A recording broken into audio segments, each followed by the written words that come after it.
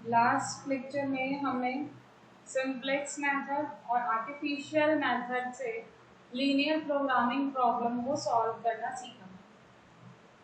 जिस सिचुएशन में आपका बिगन मेथड यूज हो रहा था, जब आपके सरप्लस वेरिएबल आए थे और आइडेंटिटी मैट्रिक्स अगर नहीं बन रही थी तो हमने आर्टिफिशियल वेरिएबल भी इंक्लूड किए थे।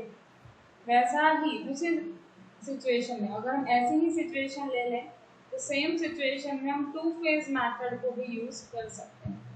आर्टिफिशियल मेथड या टू फेज मेथड दोनों ही यूज हो सकते हैं सेम टाइप ऑफ प्रॉब्लम में।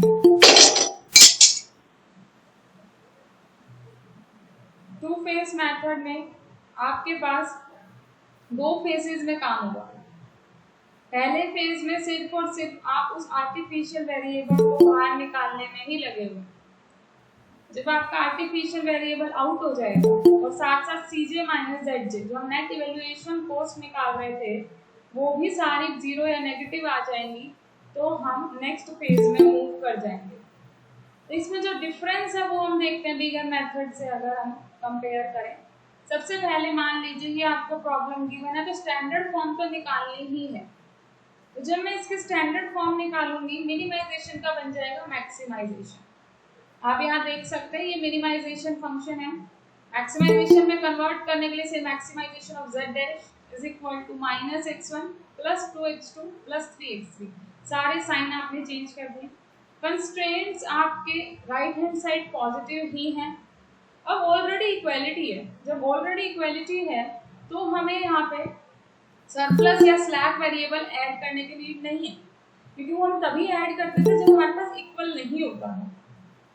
अब अगर मैं इसकी टेबल अगर बनाती हूँ इनिशियल टेबल, तो जो अगर आपको याद है यहाँ पे मैं x1, x2, x3 तीन ही वेरिएबल है मेरे पास यहाँ पे। अगर मैं इनके कोफिशिएंट रखूंगी -2, 1, 3 या 2, 3, 4, आइडेंटिटी कॉलम मिसिंग है और जब तक आइडेंटिटी कॉलम नहीं होगा तब तक हम यहाँ पे बेसिक वेरिएबल डिसाइड ही नहीं कर सकते क्या आएंगे। तो यहाँ पे आइडेंटिटी कॉलम मुझे खुद से डालना पड़ेगा 1, 0, 0, 1। तो जो खुद से डालते हैं वो हम आर्टिफिशियल वेरिएबल कहते हैं। तो यहाँ पे मुझे a1 ऐड करना है, a2 ऐड करना, हालांकि यहाँ पे ना स्लैक वेरिएबल आया ना सरप्लस आया, कुछ भी नहीं आया, लेकिन आर्टिफिशियल वेरिएबल जरूर आया। और आर्टिफिशियल वेरिएबल किस वजह से आया है? आइडेंटिटी मैट्रिक्स बनाने के लिए। जब तक आइडेंटिटी कॉलम नहीं होगा तब तक हम आगे प्रोसीड ही नहीं कर सकते, क्योंकि जो आइडेंटिटी कॉलम होगा वही आपके बेसिक वेरिएबल बनेंगे। तो अगर आप देख सकते हैं फर्स्ट टेबल, इसके अंदर जो फर्स्ट टेबल हमने बनाई है उसमें हमने आर्टिफिशियल वेरिएबल इंट्रोड्यूस किए हैं। चाहे आप वो कैपिटल A1 लो चाहे आप स्मॉल a1 लो, मीनिंग एक ही आर्टिफिशियल वेरिएबल ही है।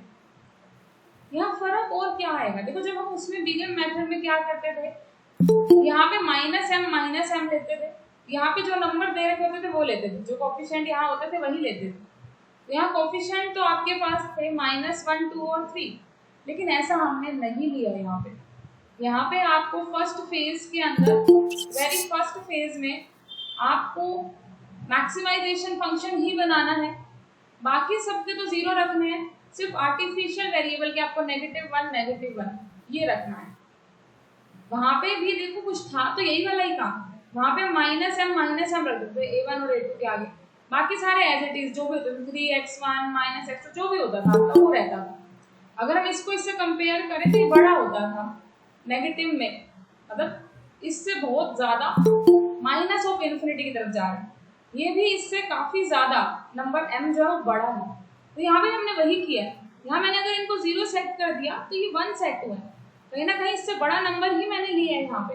तो ये अप्रोच तो सेम ही वे से कर रहा है, बस ये ओरिजिनल प्रॉब्लम का सॉल्यूशन नहीं देगा फर्स्ट फेज में। फर्स्ट फेज में तो सिर्फ ये आर्टिफिशियल वेरिएबल को बाहर निकालने का काम कर रहा है। तो इसने सोचा कि मैं इतना बड़ा बड़ा m क्यों लूं अगर मेरा काम छोटे नंबर से भी बन सकता है। तो इसने m को हटाया, उसकी जगह पे 1 लेके आया और बाकियों पे 0 कर दिया ताकि उससे बड़े वाला आर्टिफिशियल वेरिएबल दिखे।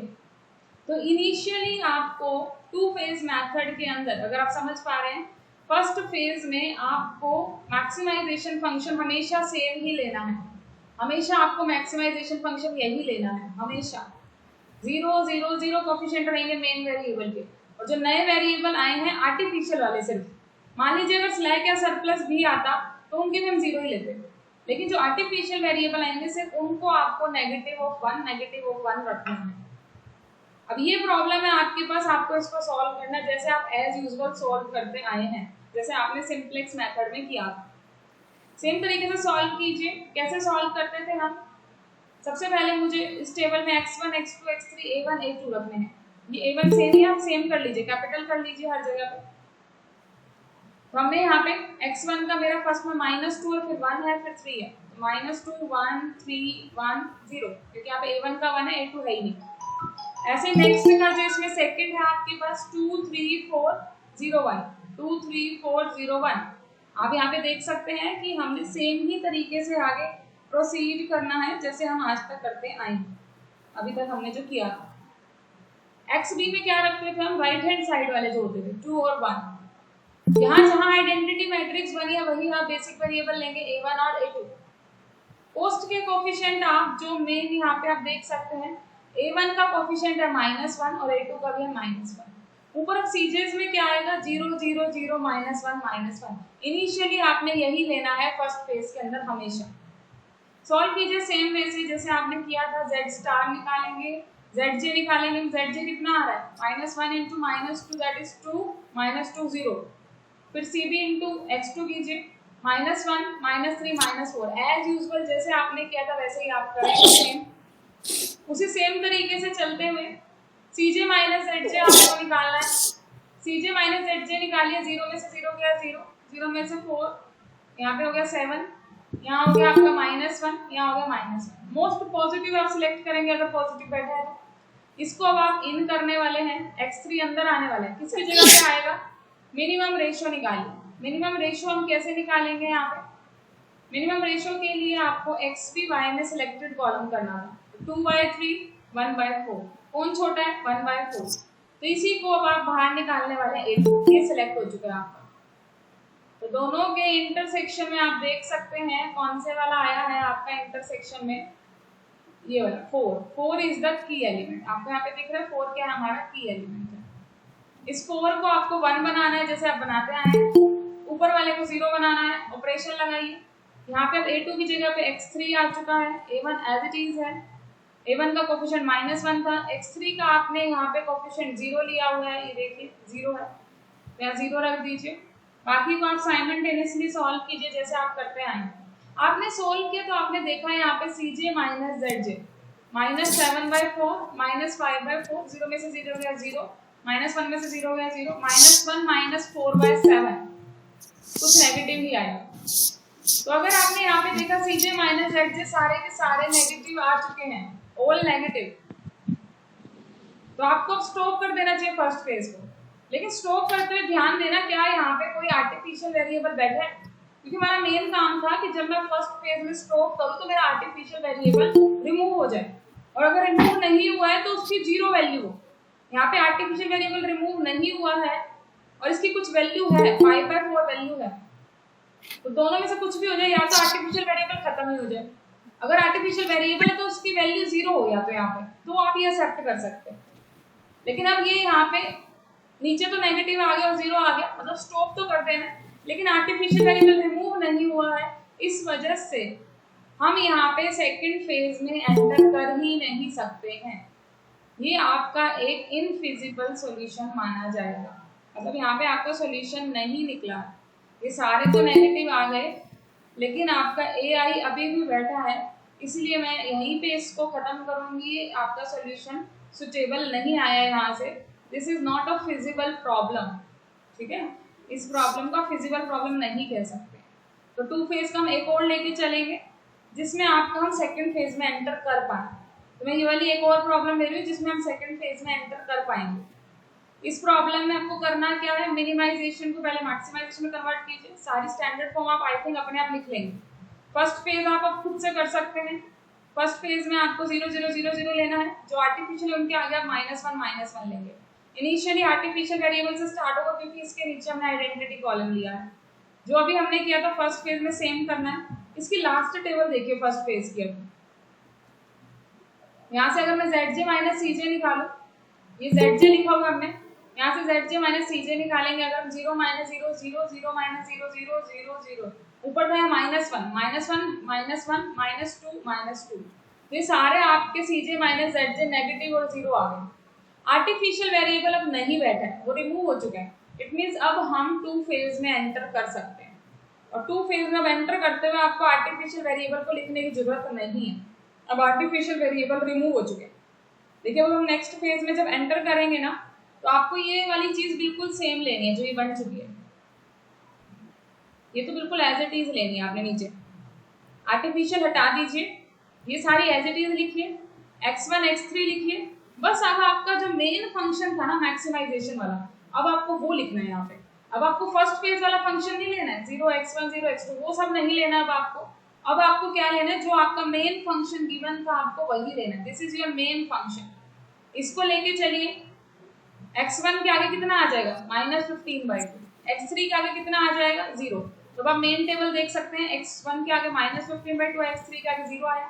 बाकी ये सारा आपने सेम ही लिखा है जो आपका ऊपर से आया था, आप देख सकते हैं कंपेयर करके। 5/4 3/4 1 0 यही सब आपने लिखा है, 5/4 3/4 1 0 यही सेम चल रहा है बस। अब आपका मेन वही प्रॉब्लम बन चुकी है जहां बिगर मेथड पे थे वही ऐसा ही काम होगा, सिंप्लेक्स वाला ही आंसर आएगा अब आपका यहाँ से।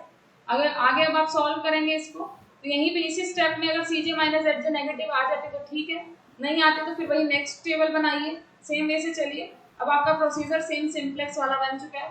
आई थिंक अब आपका सोल्यूशन आ जाएगा। तो इस मेथड में सिर्फ इतना ही डिफरेंस था कि दो फेज में काम करेंगे। पहले फेज में आर्टिफिशियल को बाहर निकालना है, और बाहर निकालने के लिए हम क्या करेंगे, इनिशियली जो हमें फंक्शन लेना है वो हम 0x1 0x2 -a1 -a2 ऐसे करके लेंगे। बस इतना डिफरेंस आपका इस मेथड के अंदर। तो इसको आप ट्राई कीजिएगा, आई थिंक आप कर लेंगे इसको आप खुद से। अगर नहीं आए तो आप मुझसे पूछ सकते हैं, बाद में भी कमेंट कर सकते हैं और आप मुझसे पूछ सकते हैं। नेक्स्ट क्वेश्चन अब हम लेके चलेंगे। देखो यहाँ पे आपकी क्या हुआ है कि अभी तक हमने जितने भी क्वेश्चन किए उसमें कहीं पे भी रिप्लेसमेंट रेशियो सेम नहीं आया। जो हमें लिस्ट हम जो सिलेक्ट कर रहे थे, बाय चांस अगर किसी केस में आपकी टाई हो जाए, जैसे मैंने ये वाला क्वेश्चन सॉल्व करना शुरू किया। देखिए क्वेश्चन ये है, ये वाला क्वेश्चन, इस क्वेश्चन को मैंने सॉल्व करना शुरू किया। मैक्सिमाइजेशन की प्रॉब्लम है, दोनों लेस देन वाले। इट मीन्स यहाँ पे स्लैक वेरिएबल ऐड होने हैं और मेथड लगेगा सिंप्लेक्स। तो मैंने जब इसको सिंप्लेक्स मेथड से सॉल्व करना स्टार्ट किया तो यहाँ पे रिप्लेसमेंट रेशियो में टाई हो गई। अब दोनों में से मैं किसको सिलेक्ट करूँ, क्योंकि मुझे लिस्ट को सिलेक्ट करना है। दोनों है भी S1 S2, दोनों में से किसी को भी बाहर निकाल सकते हैं। तो यहाँ पे सिलेक्ट करने का एक तरीका है। पहले आप क्या कर रहे थे, आप कर रहे थे XB के बाय में क्वांटिटी जो आपके पास यहाँ पे थी XB, उसके बाय में आप सिलेक्टेड कॉलम करते थे, है ना। आपका सिलेक्टेड कॉलम है ये वाला, तब ये रेशियो आपका आया। 8 बाय में 4 किया तो 2 आया, 4 बाय 2 किया तो 2 आया। मतलब बाय में आप x2 रखते थे, ऊपर xb रखते थे। अगर टाई हो जाए तो उसके बाद आपको निकालना है जो फर्स्ट आइडेंटिटी कॉलम है उसके बाय में आपको x2 रखना है, जो सिलेक्टेड कॉलम है उसके बाय में रखना है। तो फर्स्ट आइडेंटिटी कॉलम है आपका ये वाला, तो एक बार 1 और 0, एक बार इसके बाय में 4 आ जाएगा, इसके बाय में 2 आ जाएगा। 1/4 0/2। इट मीन्स अब आपको XB बाय X2 ना करके अगर टाई हो गया तो आपको एक और रिप्लेसमेंट रेशियो निकालना पड़ेगा टाई के केस में। और वो कैसे निकालोगे आप, आइडेंटिटी कॉलम जो है पहला आइडेंटिटी कॉलम 1 0 वाला, उसके बाय में X2 कीजिए। आप देख लीजिए कौन सा मिनिमम है, मिनिमम है ये वाला 0, तो अब आप इसको सिलेक्ट कर लेंगे। तो जब रेशियो में टाई हो जाए ऐसे केस को हम बोलते हैं डीजनरेसी। और उस डीजनरेसी को रिमूव करने के लिए आपको पहले आइडेंटिटी कॉलम की हेल्प लेनी पड़ेगी। बाय चांस पहले आइडेंटिटी कॉलम में भी टाई हो जाती है तो आप दूसरे आइडेंटिटी कॉलम के पास फिर चले जाइए, फिर एक और रिप्लेसमेंट रेशियो निकालिए, दूसरे आइडेंटिटी कॉलम से आप मेन कॉलम को डिवाइड कीजिए, फिर हम इसके पास जाते हैं 0 बाय में 4 करते, 1/2 करते। तो इस तरीके से एक एक करके हम आगे बढ़ के लिस्ट को सिलेक्ट कर लेंगे अगर बार बार टाई हो रही है तो, जैसे हमने इसके अंदर किया। इसके अंदर देखिए आप, मैंने जैसे इसको कंपेयर किया तो 1/4 0/2, तो छोटा आ गया 0, 0 वाला हमने लिया, ये वाला ले लिया। देखो दोबारा जब हमने निकाला रिप्लेसमेंट रेशियो, अब ये मेन की कॉलम बन गया। अब इसके अकॉर्डिंग सेम प्रोसीजर से आगे बढ़िए और आपका आंसर आ जाएगा। तो डीजनरेसी का केस भी आपका आ सकता है। लास्ट टॉपिक इस सेक्शन का है आपका डुअलिटी। डुअलिटी क्या होता है, अगर हम किसी प्रॉब्लम का जस्ट अपोजिट निकालना चाहते हैं, आपको मैक्सिमाइजेशन की प्रॉब्लम है तो मिनिमाइज में कन्वर्ट करो, ग्रेटर के साइन है तो लेस देन में कन्वर्ट करना चाहेंगे हम, ठीक है, इस तरीके से हम बिल्कुल अपोजिट निकालना चाह रहे हैं। जो राइट हैंड साइड पे कोफिशिएंट है उसको मैं ऑब्जेक्टिव फंक्शन में चाहती हूँ, जो ऑब्जेक्टिव फंक्शन में कोफिशिएंट है उसको हम राइट हैंड साइड पे चाहते हैं। कुछ इस तरीके की ट्रिक लगा के हम अपने काम को आसान कर सकते हैं। मान लीजिए पहले आपके पास 4 इक्वेशन है, 3 वेरिएबल है, तो आपको 4 इक्वेशन की वजह से बेसिक इनिशियल टेबल में 4 रोज पे काम करना पड़ेगा, जो एक लेंथी काम है, और वेरिएबल 3 ही है। अगर मैं इस प्रॉब्लम का डुअल निकाल लूँ, डुअल का मीनिंग क्या है? बिल्कुल अपोजिट, वेरिएबल बन जाएंगे इक्वेशन, इक्वेशन बन जाएंगे वेरिएबल। तो इस सिचुएशन में क्या होगा, 3 इक्वेशन बन जाएंगे, 4 वेरिएबल बन जाएंगे। तो ये 3 इक्वेशन मतलब 3 लाइन को सॉल्व करना होगा, 3 रो को, तो ये काम आसान हो जाएगा कंपैरेटिव टू दिस। तो अगर आपसे इसका सॉल्यूशन मांगा है तो आप उसका डुअल निकाल के उसके सॉल्यूशन से आप इसका सॉल्यूशन बता सकते हैं, जो हम आज सीखेंगे कि आपको अगर एक प्रॉब्लम दे रखी है उसके डुअल की हेल्प से आप पहले वाली प्रॉब्लम का सॉल्यूशन बता सकते हैं। और कई बार डुअल को सॉल्व करना आसान होता है कंपैरेटिव टू ओरिजिनल प्रॉब्लम जो होती है उससे। ओरिजिनल प्रॉब्लम को हम प्राइमल बोल सकते हैं, जो डुअल निकाले वो डुअल हो गया, डुअल का प्राइमल, प्राइमल का डुअल, दोनों एक दूसरे के अपोजिट है। तो एक प्रॉब्लम का ओरिजिनल प्रॉब्लम को अगर आप प्राइमल कह रहे हैं तो चेंज जो आपने किया वो डुअल हो जाएगा, और अगर आपको जो चेंज कर चुके अगर उसको आप दोबारा चेंज करते तो डुअल बन के दूसरे वाला प्राइमल हो जाएगा। दोनों एक दूसरे के प्राइमल और डुअल, किसी को भी आप प्राइमल कह सकते हैं, किसी को भी डुअल कह सकते हैं। Either problem can be considered as primal, the remaining one its dual. तो कैसे कन्वर्ट करते हैं, उससे पहले हमें कैनोनिकल फॉर्म निकालनी पड़ेगी किसी भी इक्वेशंस की।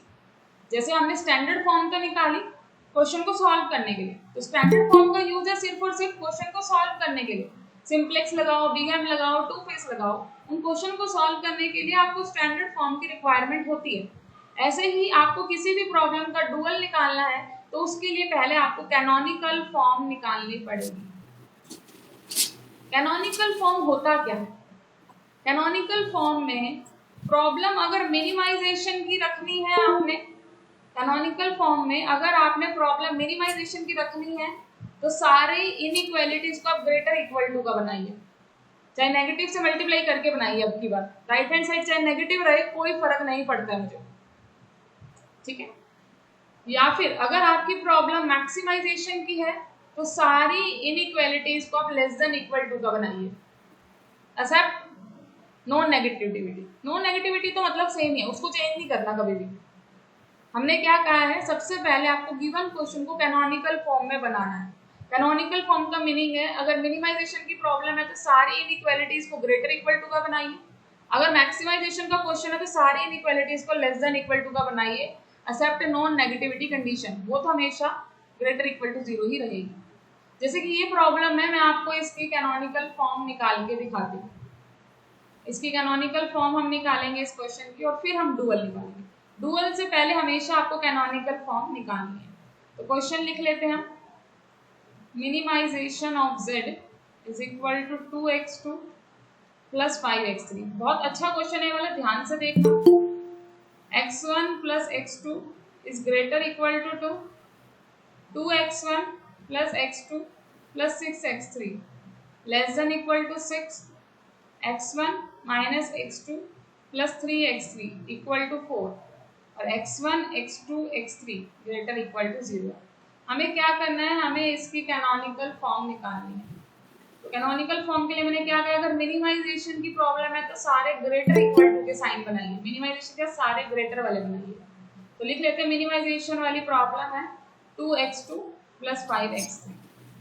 ग्रेटर वाला साइन बनाना, पहला तो ऑलरेडी ग्रेटर है, ऐसे के ऐसे रहने दीजिए। सेकेंड अगर आप देखेंगे लेस देन इक्वल टू है, लेस को ग्रेटर कैसे बना सकते हैं हम, जस्ट नेगेटिव से मल्टीप्लाई करना होगा। Minus 2x2 minus x2 minus 6x3 greater equal to -6, क्योंकि आपको नेगेटिव से मल्टीप्लाई करते ही साइन का भी रेसिप्रोकल करना होता है। तो आपने रेसिप्रोकल कर दिया साइन का भी, तो यहाँ से ग्रेटर ग्रेटर, दो तो ग्रेटर के बन गए। तीसरा इक्वल टू का, जब भी आपके पास इक्वल टू का क्वेश्चन आए, इक्वल टू का मीनिंग क्या होता है एक्चुअल में, अगर मैं कहती हूँ 5 इज इक्वल टू 5 तो वो ग्रेटर इक्वल टू और लेस देन इक्वल टू की कंबाइंड फॉर्म होती है। अगर मैं किसी इक्वेशन को ये कहूँ कि x greater equal to y भी है, y जो x है वो less than equal to y भी है, तो वहां से आप कह सकते हो x is equal to y। तो यहाँ पे ये चीज इसकी इक्वल है तो इसको मैं दो पार्ट में ब्रेक कर सकती हूँ। दो पार्ट में कैसे ब्रेक कर सकती हूँ? पहला पार्ट में ले सकती हूँ x1 minus x2 plus 3x3 greater equal to 4, और दूसरा केस मैं ले सकती हूँ x1 plus x2 plus 3x3 less than equal to 4, क्योंकि दोनों मिला के इक्वल टू का ही आंसर देंगे। अब ये वाली तो ग्रेटर में है, ये भी ग्रेटर में, ये भी ग्रेटर में, इसको भी ग्रेटर में बनाओ। इसको ग्रेटर में कैसे बनाएंगे हम? इसका जस्ट आपको साइन चेंज करने हैं, minus x1 plus x2 minus 3x3 greater equal to -4, तो ये इसका ग्रेटर वाला बन गया। तो ये चार इक्वेशन आपकी अभी बनी है, मिनिमम के साथ हमने सारे ग्रेटर वाले बना दिए हैं। But ever the right hand side is, right hand side negative भी हो सकते हैं, पॉजिटिव हो सकते हैं, कोई फर्क नहीं पड़ता है। स्टैंडर्ड फॉर्म में और इसमें इतना ही फर्क है, स्टैंडर्ड फॉर्म में हम इक्वेलिटीज बनाते हैं, यहाँ पे आपको मिनिमाइजेशन के साथ ग्रेटर के साइन बनाना है, और अगर मैक्सिमाइजेशन का है प्रॉब्लम तो आपको लेस देन इक्वल टू के बनाना है। लास्ट कंडीशन सेम ही रहेगी, नॉन नेगेटिविटी को आपको नहीं छेड़ना है, x1 x2 x3 greater equal to 0। ठीक, तो ये आपकी इसकी क्या आ चुकी है? कैनोनिकल फॉर्म आ चुकी है, कैनोनिकल फॉर्म आ चुकी है।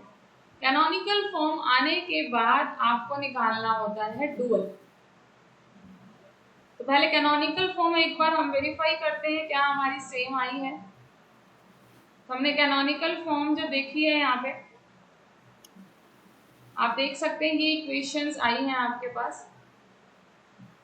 सारी फॉर्म लेस देन में नहीं, मिनिमाइजेशन अगर आप रख रहे हो तो आपको ग्रेटर इक्वल टू का बनाना है, अगर मिनिमाइजेशन के तो ग्रेटर, इसने रखा है मैक्सिमाइजेशन। मैक्सिमाइजेशन के केस में आपको सारी लेस देन वाली बनानी है, डिपेंड ऑन द सिचुएशन। अगर आप चाहते हो आप इसकी कैनोनिकल फॉर्म में मैक्सिमाइजेशन बनाओ तो बना लो, कोई प्रॉब्लम नहीं है। यहाँ मैक्सिमाइजेशन बनाने के लिए आपको नेगेटिव साइन चाहिए। अब इसके साथ आपको सारे लेस देन वाले बनाने पड़ेंगे क्योंकि हम मैक्सिमाइजेशन बोले।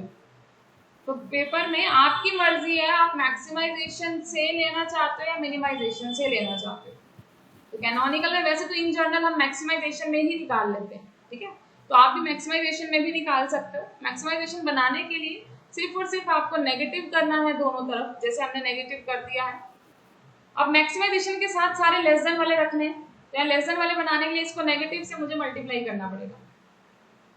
नेगेटिव से मल्टीप्लाई कर दीजिए, यहाँ लेस देन इक्वल टू -2, ये ऑलरेडी लेस देन वाली है, लेस देन इक्वल टू 6।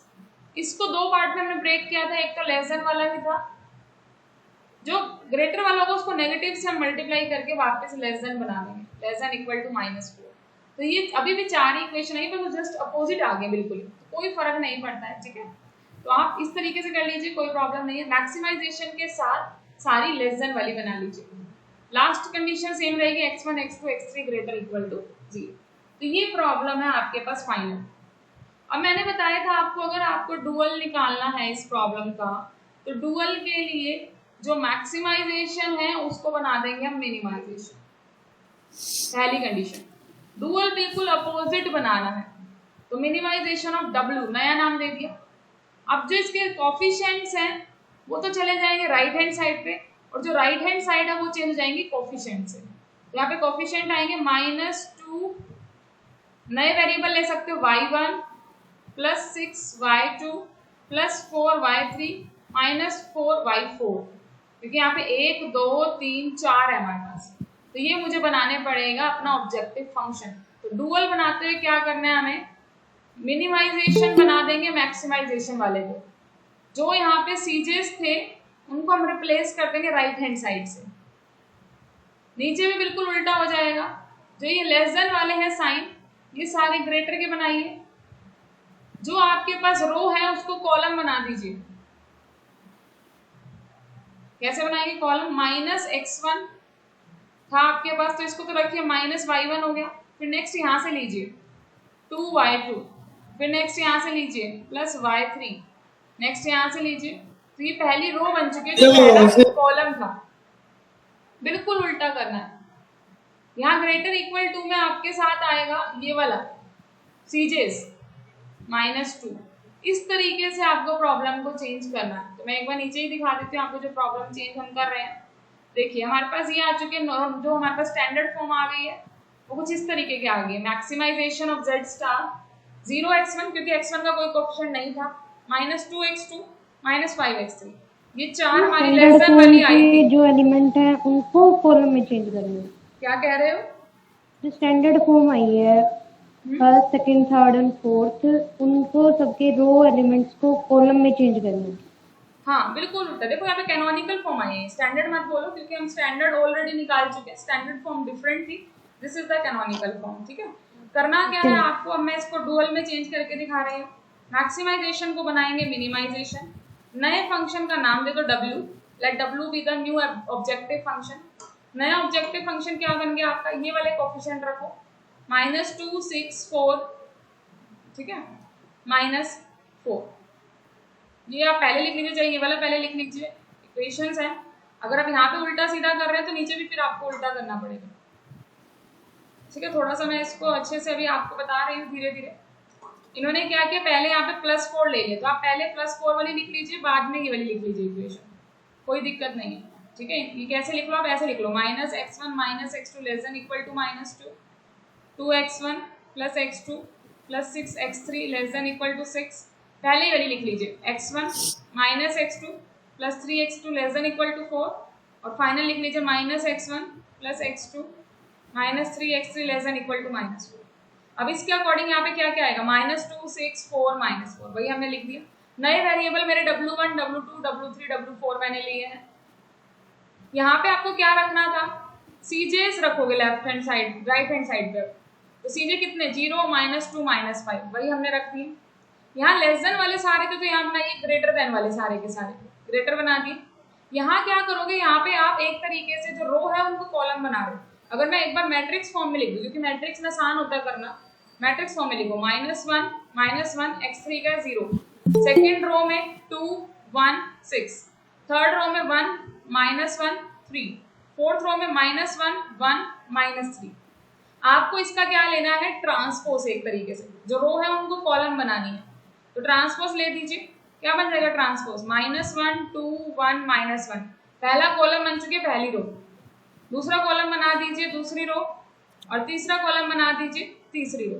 अब देखिए क्या यही आया, -1 2 1 -1 -1 2 1 -1, सेकेंड देखिए -1 1 -1 1, थर्ड है 0 6, देखो 0 है, W1 नहीं लिखा तो इट मीन 0 है, 0 W1 6 W2 3 W3 -3 W4। तो ये आपके पास क्या आ चुकी है, इसका डुअल निकल चुका है। अब वेरिएबल आगे W1 W2 W3 all should be greater equal to 0। तो आपको डुअल निकालते हुए बिल्कुल अपोजिट लिखना है, मैक्सिमाइज का मिनिमाइजेशन, लेस वालों का ग्रेटर, राइट हैंड साइड सीजे में, सीजे वाली राइट हैंड साइड में, जो आपके पास मैट्रिक्स उसका ट्रांसपोज लेके लिखना है, एक तरीके से रो कॉलम बन रहे हैं, बिल्कुल अपोजिट लिखना है डुअल निकालने के लिए। और डुअल निकालने से पहले कैनोनिकल फॉर्म लिखना जरूरी है। कैनोनिकल फॉर्म के लिए आप मैक्सिमाइजेशन का फंक्शन बना लीजिए हमेशा, और उसके नीचे सारी लेस देन इक्वल टू की इनइक्वालिटीज लिख दीजिए। मर्जी आपके, आप बनाने में मिनिमाइजेशन का भी बना सकते थे, लेकिन वहां पे फिर सारे ग्रेटर रखते हैं। दोनों में से कोई भी चॉइस आप फॉलो कर सकते हो, लेकिन एज पर योर सिलेबस, आपके सिलेबस में मैक्सिमाइजेशन के साथ लेस देन वाले हैं, तो आप इसी को फॉलो कर लीजिए, कोई प्रॉब्लम नहीं। ठीक, और भी बहुत सारे क्वेश्चन आप इनके डुअल निकाल के ट्राई करना, यहाँ से आप काफी चीजें ऑब्जर्व कर पाएंगे, तो आप ट्राई करना। कई बार ना हमें ये दे रखा होता है कि कोई वेरिएबल अनरिस्ट्रिक्टेड इन साइन है, इसका मीनिंग क्या होता है कि इसका नहीं पता हमें साइन क्या है, इसका साइन ग्रेटर भी हो सकता है, इसका साइन लेस भी हो सकता है, मतलब इस नंबर का आंसर -1 भी आ सकता है, इस नंबर का आंसर पॉजिटिव भी आ सकता है। एक तरीके से ये कहने का मतलब है कि नेगेटिव भी आ सकता है, पॉजिटिव भी। बट जब मैं प्रॉब्लम सॉल्व करती हूँ, जो मेरी स्टैंडर्ड फॉर्म है या जो मेरी कैनोनिकल फॉर्म है, वो ये कहती है कि आप इनको पॉजिटिव रखिए, तब मैं सॉल्व कर सकती हूँ। तो क्या हम किसी भी अनरिस्ट्रिक्टेड नंबर को डिफरेंस ऑफ 2 पॉजिटिव नंबर लिख सकते हैं? क्या मैं x3 को 2 नए नंबर के डिफरेंस से लिख सकते हो, जहाँ पे x3 डैश भी पॉजिटिव रहे और x3 डबल डैश भी पॉजिटिव रहे? ये 2 नए नंबर लिए मैंने, इनके नाम दिया x3 डैश और x3 डबल डैश। जैसे -1 है, इसको मैं डिफरेंस ऑफ लिख सकती हूँ 3 - 4 लिख सकते हैं, तो 3 भी पॉजिटिव है 4 भी पॉजिटिव है। 2 को भी मैं डिफरेंस ऑफ 2 पॉजिटिव नंबर लिख सकती हूँ, कैसे लिखूंगी, 4 - 2 लिख लीजिए, बहुत सारे वे लिखने के, ये भी डिफरेंस ऑफ 2 पॉजिटिव नंबर हो गया। तो अगर आपको कोई भी अनरिस्ट्रिक्टेड इन साइन दे रखा है, तो आप क्या कीजिए, उसको डिफरेंस ऑफ 2 पॉजिटिव नंबर लिख दीजिए। हर जगह पे x3 की जगह पे x3 dash - x3 double dash put कर दीजिए सारी जगह पे, और लास्ट में लिख दीजिए इसकी जगह पे x3 dash x3 double dash should be greater equal to 0। तो आपकी मेन प्रॉब्लम फिर से उसी तरीके से बन जाएगी, सेम तरीके से आप आगे फॉलो करेंगे और आपको लास्ट में ये समझ आएगा कि अगर आपके पास अनरिस्ट्रिक्टेड इन साइन था तो पक्का वो वाली चीज आगे जाके उसके डुअल में, जैसे यहाँ पे कोई वेरिएबल आपको अनरिस्ट्रिक्टेड इन साइन गिवन था तो इसके डुअल में पक्का इसके कोरस्पॉन्डिंग जो इक्वेशन बनेगी, क्या हो रहा है डुअल में, वेरिएबल इक्वेशन में कन्वर्ट हो रहे हैं, इक्वेशन वेरिएबल में कन्वर्ट हो रही है, रोज कॉलम बन रहे हैं, कॉलम रोज बन रही है। तो जो अगर ये वेरिएबल अनरिस्ट्रिक्टेड है पक्का इसके लिए हमारे पास जो इक्वेशन बनी होगी, मतलब थर्ड वाली जो इक्वेशन होगी, थर्ड वेरिएबल के कोरस्पॉन्डिंग क्या बनेगी, थर्ड इक्वेशन, वो पक्का एक इक्वेशन बनी होगी। आप देख सकते हो नीचे फाइनल आंसर में आपके पास जो थर्ड वाला आया है वो एक इक्वेशन आई है। तो ये भी रिलेशन रहता है डुअल के अंदर। डुअल के अंदर अगर कोई अनरिस्ट्रिक्टेड इन साइन है तो आपके पास उसके कॉरस्पॉन्डिंग इक्वेशन बनती है, या फिर कोई इक्वेशन दे रखी है तो उसके कॉरस्पॉन्डिंग डुअल में अनरिस्ट्रिक्टेड इन साइन बनता है वेरिएबल। तो ये आप ऑब्जर्व करना, आज ट्राई करके देखना। अगर आपको लगे कोई डाउट है you can ask me in next class also और by message me, both method you can follow. अब हम चलते हैं हमारे नेक्स्ट सेक्शन की तरफ जिसमें आपको ट्रांसपोर्टेशन प्रॉब्लम पे काम करना है। ट्रांसपोर्टेशन प्रॉब्लम क्या होती है आपके पास, मान लीजिए आपको कुछ सोर्स दिए हैं, कुछ डेस्टिनेशन दिए, जहाँ पे आपको गुड्स सप्लाई करना है, ट्रांसपोर्ट करना है। जैसे अगर आपने देखा हो कहीं हमारे रियल लाइफ में एक्सपोर्ट इंपोर्ट का बिजनेस होता है, गुड्स को एक्सचेंज किया जाता है। कभी भी ऐसा नहीं होता है कि हर शॉप पे हर तरह का सामान ऑलरेडी होता है, वो कहीं ना कहीं से एक बड़ी फैक्ट्री से जाके लेके आते हैं या उनको कोई बड़ी फैक्ट्री सप्लाई कर रही होती है। बहुत बहुत बड़ी बड़ी कंपनीज होती है जो इन मटेरियल्स को बना रही है और आपको छोटी छोटी शॉप पे सप्लाई कर रहे हैं। मतलब कहीं ना कहीं कोई फैक्ट्रीज हैं जो सामान आगे सप्लाई कर रहे हैं। ऐसे जहाँ पे भी ओरिजिन होगा किसी भी चीज़ का, जहाँ पे वो चीज़ बन रही है, और कुछ डेस्टिनेशंस होंगे जहाँ पे वो सामान पहुँचाना है। तो जब आपके पास सोर्सेज और डेस्टिनेशंस हों, उस प्रॉब्लम के लिए आपको सामान को भेजने के लिए कुछ ना कुछ ट्रांसपोर्टेशन कॉस्ट भी लगेगी। हमें यहाँ से जहाँ पे आप हैं एट प्रेजेंट, वहां से अगर आपको मान लीजिए एमडीयू तक सामान भेजना है कोई भी, तो आपको वहां पे क्या करना होगा, कुछ ना कुछ कॉस्ट तो लगेगी आने जाने की।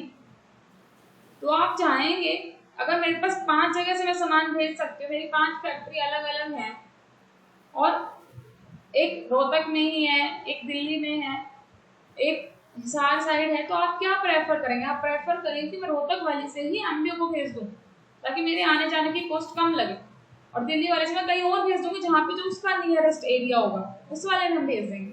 तो बेसिकली हमें कुछ इस तरीके से टेक्निक चाहिए है कि हमारा सारा जो गुड्स है वो भी सप्लाई हो जाए, जो सामने वाले की डिमांड है वो भी पूरी हो जाए, और जो कॉस्ट लगे वो कम से कम लगे डेस्टिनेशन में पहुंचने के लिए। उस टाइप के प्रॉब्लम को सॉल्व करने के लिए आप यूज टू एलपीपी को भी कर सकते हो। लीनियर प्रोग्रामिंग प्रॉब्लम टेक्निक्स जो है आपकी, सिंप्लेक्स मेथड है, ये सब भी आप यूज कर सकते हो। लेकिन उन मेथड्स को यहाँ पे सॉल्व करने में बहुत मुश्किल आने वाली है। जैसे कि अभी हम देखते हैं जनरली प्रॉब्लम किस टाइप की बन सकती है उस सिचुएशन में ले जाने के लिए।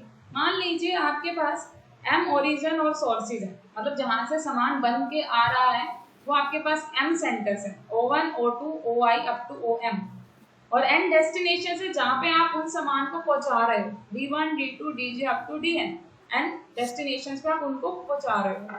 तो ये हो गया O1, O2, OM, और यहाँ हो गया D1, D2, DN। तो O1 से D1 तक पहुँचाने की कॉस्ट है C11, कॉस्ट ऑफ शिपिंग हमने ले ली 1 यूनिट ट्रांसफर करने की। अगर मैं एक भी यूनिट O1 से D1 पे ट्रांसफर करूंगी तो मेरी C11 कॉस्ट लग जाएगी। जैसे मैंने अभी बताया था रोहतक से एमडीयू तक ट्रांसफर करने की से 5 रुपए 1 यूनिट को ट्रांसफर करने की है। अगर उन्होंने 10 यूनिट मंगाई है तो 50 रुपए लग जाएगी। तो ये सिर्फ 1 यूनिट की कॉस्ट बताई है मैंने, पर यूनिट कॉस्ट। ऐसे ही O1 से D2 डेस्टिनेशन में पहुंचाने की C12 कॉस्ट ले ली, O1 से DJ पहुंचाने की इतनी कॉस्ट ले ली। तो ये सब आपको गिवन होगा कि कौन कौन से ओरिजिन है, कौन कौन से डेस्टिनेशन है, उनको गुड्स को सप्लाई करने की कॉस्ट कितनी लग रही है पर यूनिट की। अब सप्लाई तो बाद में करेंगे, पहले हमें ये तो पता चले वो जो देने वाली कंपनीज का मटेरियल कितना है और जिनको चाहिए उनकी डिमांड कितनी है, ये भी पता होना चाहिए हमें। तो ये बता रहे हैं कि जो ओवन कंपनी है या जो ओवन ओरिजिन है आपका सोर्स है जो, उसके पास A1 अवेलेबल है यूनिट्स, वो A1 यूनिट ही मैक्सिमम भेज सकता है। अब वो A1 यूनिट D1 को भेजे, D2 को भेजे, DJ को भेजे, DN को भेजे, उसकी मर्जी। ऐसा भी कर सकता है वो, मान लीजिए 10 यूनिट बना रहा है तो 2 इसको भेज दे, 4 इसको भेज दे, 1 इसको भेज दे, या फिर 2 इसको भेज दे, 0 इसको भेज दे, इसको 1 भी ना भेजे, उसकी मर्जी हो किसको कितनी भेजे, बस उसको टोटल भेजनी 10 है। और इस तरीके से भेजे कि यहाँ पे जो इनकी रिक्वायरमेंट है, D1 चाहता है D1, D2 चाहता है D2, DJ चाहता है DJ और DN चाहता है DN यूनिट उसके पास आए। तो हम यहाँ पे मान लीजिए इसको चाहिए 5, इसने फिर 2 ही दिए, इसने तो इसको 2 ही दी, तो अब मुझे 3 और चाहिए D1 के पास। तो D1 के पास 3 और, या तो O2 दे देगा, या फिर ये वाला दे दे, या ये दे दे, इनमें से कोई भी दे दे, टोटल उसको 3 और देनी है अभी यहाँ पे। तो एक तरीके से जितनी अवेलेबल यूनिट है वो सारी की सारी दी जाए, जितनी उनकी रिक्वायरमेंट है वो भी पूरी हो। इस तरीके से हमें प्रॉब्लम को सॉल्व करना है कि सारी की सारी रिक्वायरमेंट भी कंप्लीट हो, जो उनकी डिमांड है वो भी कम ना रहे, और जितनी अवेलेबल यूनिट हो सारी की सारी यूज भी हो जाए, मतलब उनका सामान भी वेस्ट ना जाए। इस तरीके से आपको बैलेंस करनी है। बेसिकली हमारे पास क्या होगा यहाँ पे, इनका टोटल और इनका टोटल सेम होना चाहिए ताकि बैलेंस बना रहे। जितनी टोटल अवेलेबल यूनिट है उतनी ही टोटल डिमांड हो, ताकि सब में डिवाइड कर पाएंगे। तो यहाँ पे summation AI should be equal to summation BI, BJ कह लीजिए, J फ्रॉम 1 to N है यहाँ पे, I फ्रॉम 1 to M है, ये इक्वल होगा तभी आप प्रॉब्लम को सॉल्व कर पाएंगे। तो फिजिबल सॉल्यूशन निकालने के लिए आपको इक्वल बनाना होगा, अगर नहीं है तो इक्वल, वो भी बताऊंगी कैसे बनाएंगे। अब ठीक है, जैसे मैं कह रही थी यहाँ पे इतनी दे दो, यहाँ पे इतनी दे दो। मान लीजिए इसको मिली X11 यूनिट, इसको मिली X12 यूनिट, जिसको नहीं भी मिली उसकी वैल्यू 0 हो गई। अगर इसको नहीं मिली इट मींस इसको 0 मिली, इक्वल टू 0, इसकी X1n हो गई, इसकी X21। इस तरीके से हमने ले लिया कि कितनी कितनी यूनिट इनको मिल गई है, XM1 XMN। तो यहाँ से हमें करना क्या, हमें कॉस्ट मिनिमम लगानी है। तो हमारा ऑब्जेक्टिव फंक्शन बनेगा क्या, अगर मैं यहाँ से देखूं मेरा ऑब्जेक्टिव फंक्शन क्या बनेगा, मुझे कॉस्ट को मिनिमम करना है। यहाँ से एक यूनिट ट्रांसफर की कॉस्ट थी C11, कितनी यूनिट ली मैंने, X11, तो टोटल कॉस्ट बन गई X11 इंटू C11 O1 से D1 तक जाने की। ऐसे O1 से D2 पे जाने की कॉस्ट कितनी है, C12 इंटू X12, एक यूनिट की थी C12, X12 यूनिट सप्लाई की है तो प्लस X12 इंटू C12। तो इस तरीके से आप देख सकते हैं इन सब का सम कीजिए, जितने भी ये सारे हैं सभी का सम कीजिए, CMN इंटू XNM तक, इन सब का सम आपका ऑप्टिमाइजेशन फंक्शन बनेगा। इसको हमें मिनिमाइजेशन करना है, that is your total cost. तो मिनिमाइजेशन की जो प्रॉब्लम बनी है यहाँ पे, इसको आपको मिनिमाइजेशन करना है, ये आपका मिनिमाइजेशन फंक्शन बन गया, that should be minimum. Double summation Cij Xij, इन सब का सम करना है। तो मिनिमाइजेशन फंक्शन बनाया है हमने। कंडीशन क्या क्या रहेंगी, कंडीशन आप देख सकते हैं क्या क्या कंडीशन है यहाँ पे। आपको जितनी भी आप यूनिट सप्लाई कर रहे हैं वो टोटल अवेलेबिलिटी की इक्वल हो। अगर मैंने यहाँ पे X11 दी दिया, X12 दी दिया, X1n, तो इनका सम शुड बी A1। ऐसे यहाँ पे जितनी यूनिट गई है उनका सम शुड बी A2। तो इस तरीके से 1 2 M इक्वेशन आप यहाँ से बना लेंगे, M इक्वेशन। ऐसे यहाँ से कंडीशन भी आएंगी, X11, X21, Xi1, Xm1, इनका सम शुड बी B1। ऐसे यहाँ से इनका sum should be B2, X1j से लेकर Xmj का सम शुड बी Bj, और यहाँ से भी। तो M इक्वेशन यहाँ से बनी है, N इक्वेशन यहाँ से बनी, तो टोटल इक्वेशन बनी है M प्लस N। जो कंडीशंस आपके पास बने वो M प्लस N कंडीशन बन गई है एक तरीके से, ये आप देख सकते हैं, ये सारी कंडीशन बनी है। तो इसको सिंपलेक्स मेथड से सॉल्व करना सोचिए कितना मुश्किल हो सकता है।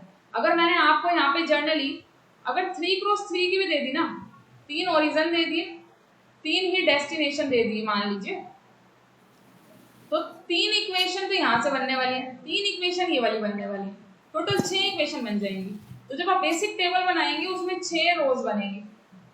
क्या 6 रोज को सॉल्व करना सिंपलेक्स मेथड में कोई इजी काम है? बिल्कुल भी इजी काम नहीं है।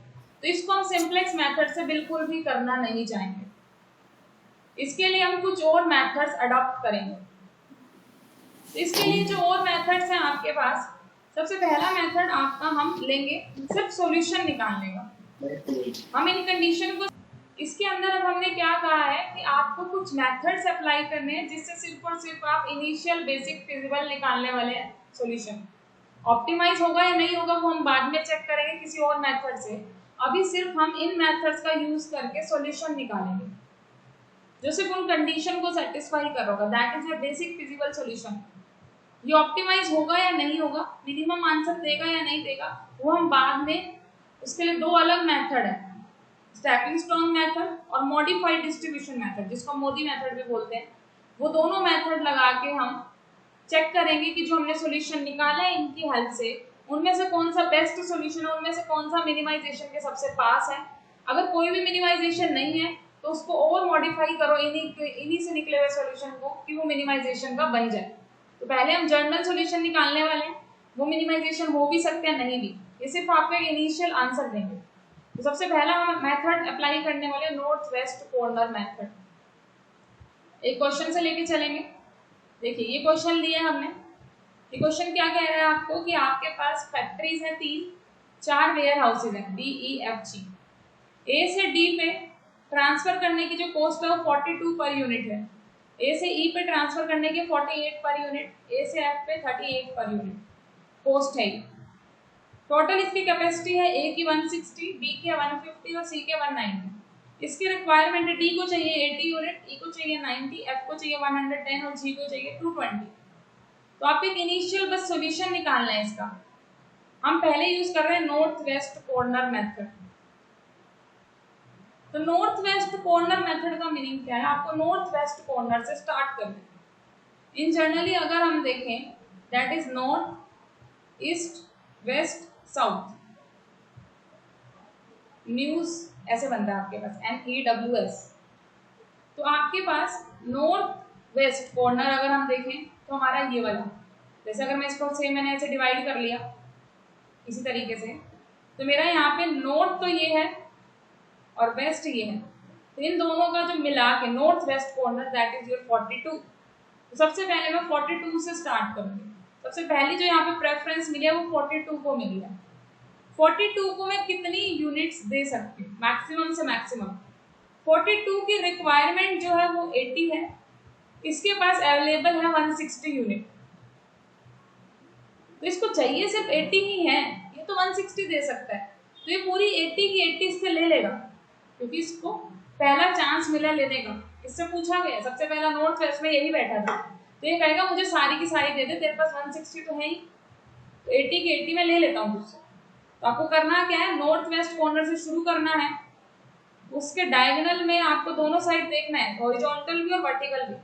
42 के कैपेसिटी है 160 और इधर डी के नीचे होगा 80, इन दोनों का मिनिमम देखोगे, जो भी मिनिमम होगा 80 इज मिनिमम, दोनों में से 80 कम है, उसको यहाँ पे दे दीजिए। दे दिया, अब उसको 80 दिया है तो यहाँ पे तो होगी 0 क्योंकि इसकी रिक्वायरमेंट फुलफिल हो चुकी है, इसको और कुछ नहीं चाहिए। इसने अगर 80 दे दिया, इसके पास कितने बचे, इसके पास 80 ही बच गए, 160 माइनस 80 दैट इज 80। तो अब ये आगे सिर्फ 80 यूनिट्स ही दे सकता है औरों को क्योंकि 80 बांट चुका है। अब इसको अगर और नहीं चाहिए है इसको कट कर दो ना, यहाँ पे और लेने नहीं वाला, ना बी से लेगा ना ये सी से लेगा, इधर ये 0 0 ही बस खत्म। इसको 80 चाहिए, तो जिधर 0 बन गया है उसको काट दो।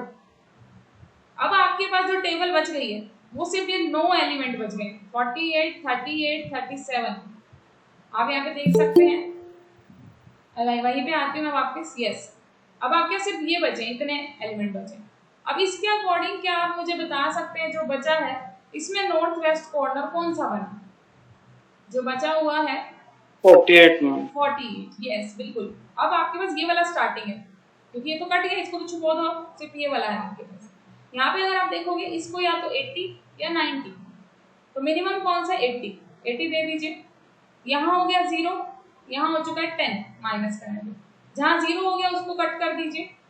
अब कट होने का अब कौन सा बचा है, ये वाला बच गया नॉर्थ वेस्ट में 49 को यहाँ पे है 10, यहाँ है 150, तो दोनों का मिनिमम इज 10, ये 10 ले लेगा। यहाँ बन गए 0, यहाँ 0 बन गए इसको काटिए, यहाँ बच गए 10 माइनस कीजिए, 10 लिया इसने 140। अब नॉर्थ वेस्ट कौन सा है? 52 वाला। 52 पे ले जाइए 110, दोनों का मिनिमम 110। यहाँ हो गया 0, यहाँ हो गया 30। 0 वाला कट कीजिए, ये दोनों ही बच गए बस। अब यहाँ से 30 ले सकते हैं, यहाँ से 190 ले सकते हैं, ये दे भी 220 ही सकते हैं। हो गई बात खत्म। इसको पूरे 30 दे दीजिए, इसको पूरे 190 दीजिए, दोनों का सम 220 ही बनेगा। सब कैंसिल हो चुका है। तो आप यहाँ पे देख सकते हैं इसकी डिमांड, रिक्वायरमेंट सब फुलफिल हो गई है, कैपेसिटी भी खत्म हो गई है जो थी सारी, सबको असाइन भी कर दिए हमने। बैलेंस्ड प्रॉब्लम भी थी, दोनों तरफ का सम बराबर था, इसलिए 0 0 0 आया है, अदरवाइज कहीं पे हमें प्रॉब्लम आ जाती देने में। हमने यहाँ से ऑब्जर्व किया कि ए ने डी को 80 यूनिट दी है, ए ने ई को 80 यूनिट दी है, बी ने ई को 10 यूनिट दी है, बी ने एफ को 110 यूनिट दी, बी ने जी को 30 दी है, सी ने जी को 190 दी है। तो अगर मैं फाइनली यहाँ पे देखूँ टेबल में तो कुछ ऐसा ही आया है आपके पास। फाइनल टेबल आप बना सकते हो। इवन आप यहाँ पे पेपर में हर टेबल को अलग अलग भी बना सकते थे। जैसे मैंने पहला कॉलम काटा तो आप नई टेबल फिर से बना के फिर से नॉर्थ वेस्ट कॉर्नर बता सकते हो जो बचा हुआ है उनकी। ठीक है, तो इसकी देखिए कितनी होगी 42 इंटू 80। एक यूनिट की कॉस्ट थी 42, 80 यूनिट इसने लिए तो 42 इंटू 80 प्लस 48 इंटू 80 प्लस यहाँ पे 49 इंटू 10। जिनको नहीं मिला इट मीन्स उनको 0 मिली हुई है, उसमें मैंने एलोकेशन नहीं लिखे, इनको बोलते हैं एलोकेशन। एलोकेशन आ चुके हैं इन पे, बाकी पे नहीं लिखा इट मीन्स उन पे कोई एलोकेशन नहीं है, उनको 0 यूनिट मिली है। तो 0 से किसी को भी मल्टीप्लाई करोगे कोई फर्क ही नहीं पड़ना, एडिशन 0 होना। तो इसलिए सिर्फ और सिर्फ हम इनको मल्टीप्लाई करके लिख देंगे, that is your total cost. तो इस मेथड से आपकी टोटल कॉस्ट आई 23,000 समथिंग 110। ठीक है, सेम क्वेश्चन को अगर मैं दूसरे मेथड से सॉल्व करूं तो हो सकता है कॉस्ट और थोड़ी रिड्यूस हो जाए, क्योंकि इसने क्या किया, इसने प्रायोरिटी दी है नॉर्थ वेस्ट पे जो बैठा था उसको, जो उस कॉर्नर पे था। पर कहीं ना कहीं ऐसा करना आई थिंक रेफरेंस दे दी हमने, कॉस्ट कहाँ रिड्यूस की हमने, तो जो सबसे पहला एलिमेंट था उसी को दे दी। तो कहीं ना कहीं ये मुझे नहीं लगता कि मिनिमाइजेशन के पास हो ये वाला जो आंसर दिया। ये सॉल्यूशन जरूर है, ये सभी इनइक्वालिटीज को सेटिस्फाई जरूर कर रहा है, लेकिन ये सॉल्यूशन ऑप्टिमाइजेशन फंक्शन में पुट करने का मिनिमाइजेशन ही वैल्यू देगा बाकी सॉल्यूशन से कंपैरिजन में, ऐसा कोई जरूरी नहीं है। उसके लिए हम अलग मेथड है वो देखेंगे। तो एक और मेथड लेके चलते हैं सिर्फ सॉल्यूशन निकालने का, ये आप ट्राई कर लेना खुद। नेक्स्ट मेथड ले रहे हैं हम लीस्ट कॉस्ट मेथड। इसमें क्या करना है, सेम ही क्वेश्चन को हम ले रहे हैं, आपका यही सेम क्वेश्चन ले रहे हैं जो क्वेश्चन आपके पास था। इसी क्वेश्चन के अंदर हम लिस्ट कॉस्ट मेथड को अप्लाई करेंगे। देखिए कैसे करेंगे। क्वेश्चन ये है आपके पास, एक मिनट रुकिए। Yes, so question is A, B, C and D, E, F, G 42, 48, 38, 37, 40, 49, 52, 51, 39, 38, 40, 43। इनकी अगर आप कैपेसिटी देखोगे 160, 150, 190, 160, 150, 190 that is the capacity. And इनके रिक्वायरमेंट कितनी है अगर हम ये भी देख लें, अगर 80, 90, 110, 220, 80, 90, 110, 220। आपको क्या करना है, यहाँ पे लिस्ट कॉस्ट मेथड अप्लाई करना है, लिस्ट कॉस्ट मेथड। अगर आप यहाँ से देखें इनका सम कितना आ रहा है, पहले तो आप यही चेक करेंगे टोटल जो आपके पास कैपेसिटी है that is equal to total demand है या नहीं है। बताइए मुझे कितना सम आया है यहाँ पे 500। इधर से देखेंगे तो अगर हम तब भी 500 है, तो दोनों तरफ से सेम ही सम आया है आपका। प्रोसीड कर सकते हैं हम अपने मेथड में, लीस्ट कॉस्ट मेथड। तो अब की बार आपको सबसे छोटी कॉस्ट को पिक करना है। यहाँ पे सबसे छोटी कॉस्ट कौन सी है इन सभी में, 37।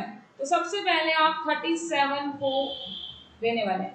This is your list. इसको कितना दे सकते हो 160 या 220, तो मिनिमम देखते हैं हम 160।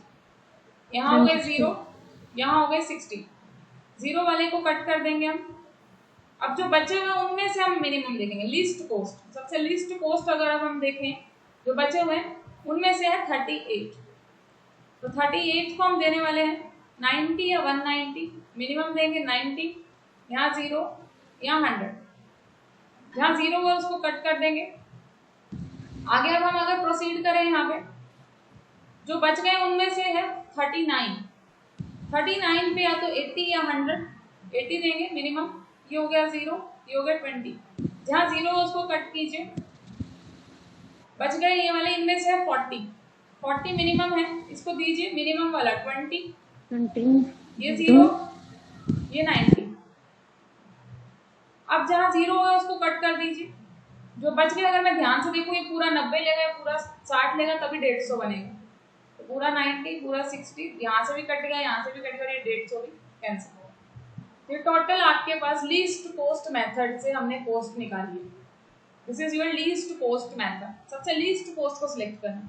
दोनों में थोड़ा सा ही डिफरेंस है, उसमें नॉर्थ वेस्ट कॉर्नर को हम सिलेक्ट करते जा रहे थे, यहाँ हम लीस्ट कॉस्ट को सिलेक्ट करते जा रहे हैं। Procedure should be same. तो आप देख सकते हैं हमारा आंसर भी यही आया है जो आंसर आपका यहाँ पे लिखा हुआ है। बस यहाँ पे आपका 80 आना है, इसको आप ठीक कर लें। यहाँ 80 आएगा, 39 पे 80, बाकी सारा सेम है।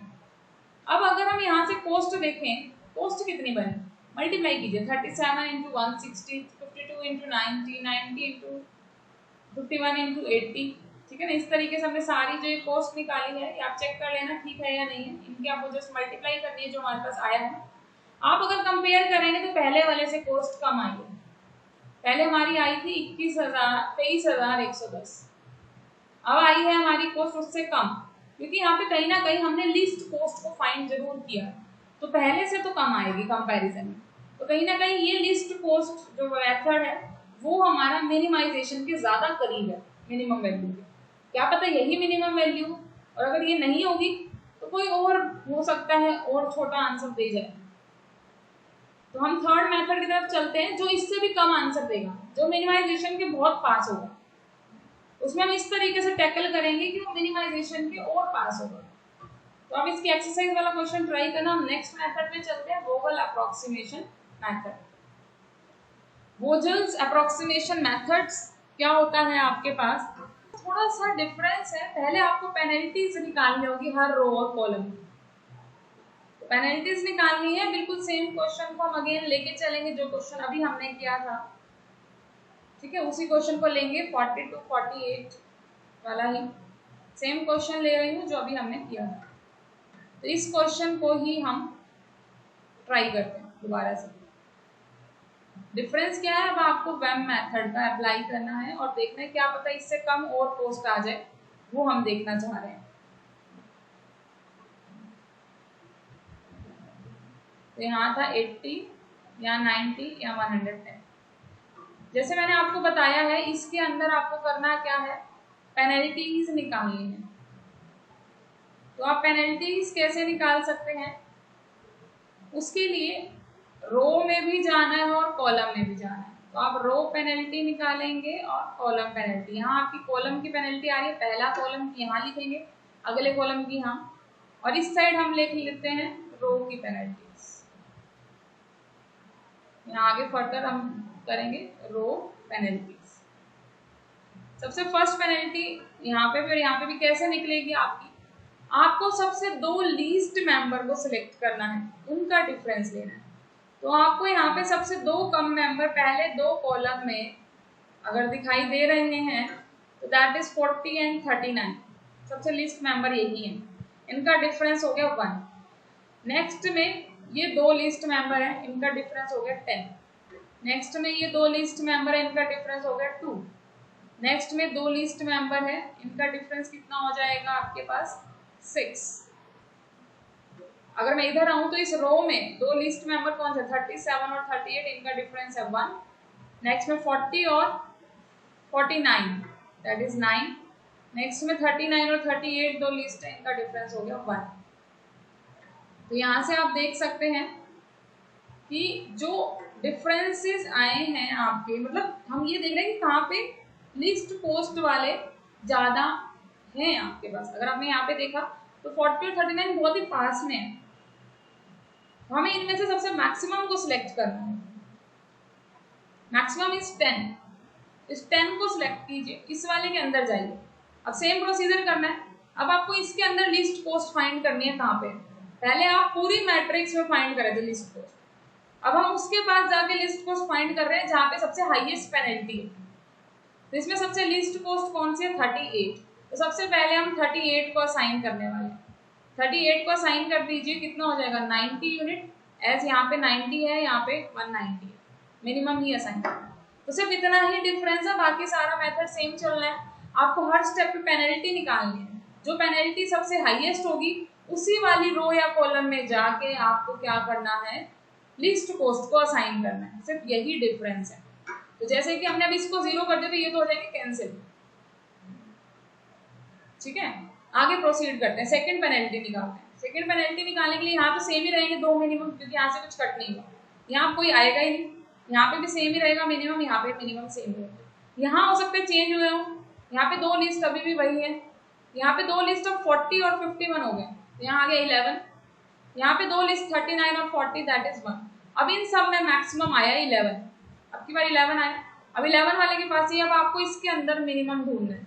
अब लिस्ट कॉस्ट आप इसमें देखेंगे तो only difference is that penalties निकाल के आप रो या कॉलम को देख रहे हैं उसमें लिस्ट कॉस्ट क्या है, सबसे हाईएस्ट वाले। तो 40 अब आपका लिस्ट है। इस 40 को आप कितने देंगे? 80 दोगे या 150? 80 मिनिमम।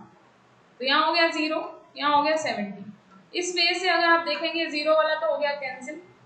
अब अगेन पेनल्टी थर्ड वाली निकालोगे, यहाँ कैंसिल है, यहाँ पे भी कैंसिल है, यहाँ सेम रहेगा 2, यहाँ सेम रहेगा 6। इनमें 2 का डिफरेंस देखें तो अब यही वाले बचे 1 1 3। अब मैक्सिमम आया 6 वाला, इनमें से 3 1 1 2 6। तो इसके बाद से इसमें लिस्ट कौन सा है? 37। तो 37 को आप कितना देंगे? 160, क्योंकि यहाँ पे हमारे पास 160, यहाँ पे 220। 160 दीजिए, यहाँ पे हो जाएगा 0, यहाँ हो जाएगा 60। तो 0 वाला कैंसिल कर दीजिए। अब बचे सिर्फ ये 4। तो यहाँ से पेनल्टी अगर मैं निकालूँ तो 52 और 40 का डिफरेंस, नेक्स्ट पेनल्टी निकालेंगे आप फोर्थ वाली। 52 और 40 का हो जाएगा 12, 51 और 43 का हो गया 8। यहाँ से निकालेंगे 1, यहाँ से निकालेंगे 3, ये इधर कुछ भी नहीं है। तो मैक्सिमम है 12 वाला। इधर जाइए, 40 को ही दे सकते हैं आप। कितना दे देंगे 40 को? मिनिमम 40 है, 100 या 110, 100 दे देंगे एज दिस इज मिनिमम। यहाँ 10 आया, यहाँ आ गया 0, जहाँ 0 है वो कट गया। अब तो बचे ही सिर्फ ये 2 है, यहाँ 10 है, यहाँ 60 है, यहाँ 70 है। दे दीजिए पूरा पूरा 10 60, ये खत्म, ये खत्म, ये खत्म, 0 0। तो this is your final answer.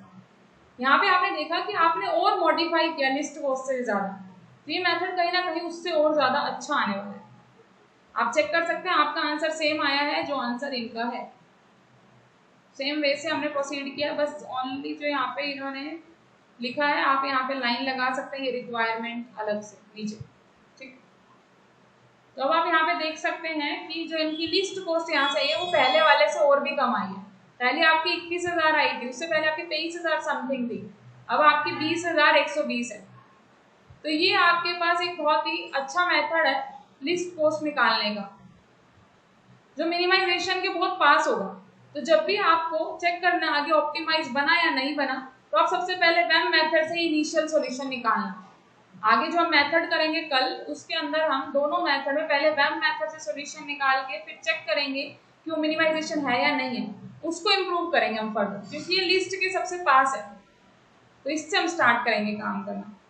ठीक है, तो आप प्रैक्टिस कीजिए इसकी, कल के लेक्चर में हम आगे काम करेंगे।